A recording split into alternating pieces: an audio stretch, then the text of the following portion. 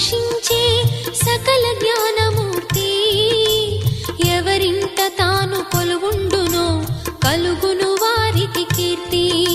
సకల సంపదల మూలము సుమనోహరి లక్ష్మి. శ్రీ చక్రవాసిని మాత శ్రీ విష్ణు ధర్మ పత్ని. తనని నమ్మిన భక్తులకు దరిద్రమును బాపు. కొలిచెడి వనితల కొంగులలో బంగారము నింపు. అష్టలక్ష్ముల రూపున అవతారం దాల్చినది. కష్టములను తొలగించగా భూమిలో వెలసినది. లక్ష్మీదేవి కథ శ్రీ లక్ష్మీదేవి కథ.